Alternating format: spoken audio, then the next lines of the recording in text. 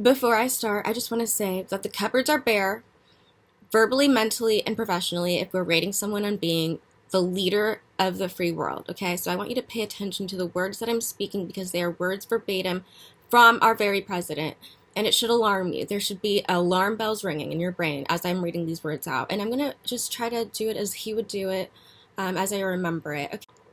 Fox Business. We have to get our country back. We have to take it back. It was artificially closed. I think we're going to have one of the best economic years we've ever had. So Anthony is a good person, a very good person. I disagreed with him. He said I saved hundreds of thousands of lives, which is what happened. We want to do it safely, but we also want to do it as quickly as possible. We can't keep going on like this. We're having bedlam already in the streets. I totally disagree with him on schools. He used the word spike. Well, you might have that, and we'll put it out. The people that want to see the right thing happen, they agree with me. You know, if it was up to some people, let's keep it closed for a long time and watch the United States go down the tubes. Not going to happen, never going to happen on my watch. We were sailing 2 months ago. We had the best of everything. The lives won't come back. Stronger than I would have ever said. They want open borders. They want people pouring into our country. And now they look at it and they say, they pour in. Do they have COVID-19? Basically, it's that, but it's that plus. They're not protesters. They're supporters of me. Because we are getting things for the truckers. They are thankful that I'm president. What we're doing is what I was doing before, but even more so. The ink wasn't dry when the plague came over from China. The ink wasn't even dry. We don't need 37 pencils. We can buy 2 pencils, and they can be better. We went astray. The whole thing went astray. I've been talking about this for 20 years. Probably the #1 reason I ran for president, because I saw that our car industry was leaving. The cheap labor turned out to be very expensive. We rebuilt China.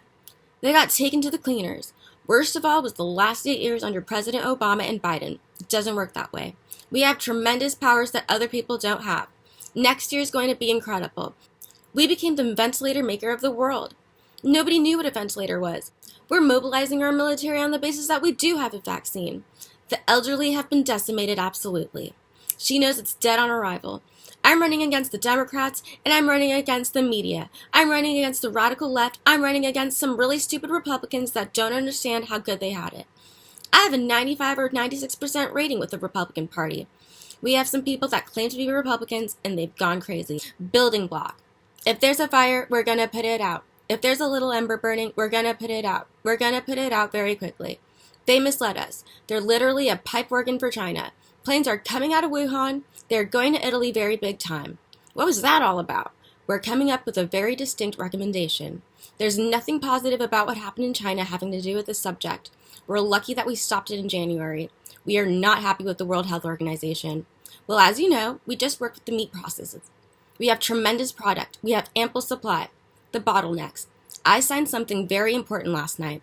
I just got off the phone with the biggest in the world. They're all gung-ho. The quarantine is going to be very strong.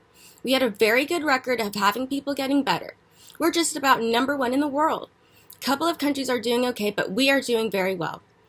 Will this be used in the earlier phases or the later phases? It's called in the teens. What we've gone through as a country. I think I read this is one of the best weeks in the stock market since the 1950s or 1940s. I think there's a tremendous feeling of optimism in this country. We're transiting into, but it's a very transitional period. I think it's going to do good. I think next year, all of the fruits of what we've all done together, between the doctors and the business people, it's about growth. We're going to be in great shape because we're growing. There are ways to look at it. We are throwing money at the people that lost their job unfairly. They were down and out, and we came along. I don't know him. I've never spoken to him. I think he's a very, very good man who had a very bad day. And then he wanted to be Ernest Hemingway. He starts writing long memos. You can't do that when you're a captain of a ship. When you talk about spreading, it started with 2 people, then it went to 12. That spread like wildfire. By much more than double. More than everybody else combined. I didn't say 5 million. Somebody said 5 million. I think it might have been the Harvard report. Yesterday I looked at Deborah. I said, what's with the 5 million? We're more advanced than any country in the world on testing. And not only that, the testing is the best. They love the Abbott Laboratories test. Nobody even thought about that 2 months ago or 3 months ago. I'm saying, where did that number come from? I keep asking, where does it come from? You know what? What's interesting about that number is, I remember when we did 1 million, we said, we just did 1 million. And the media said, oh, when are you going to do 2 million?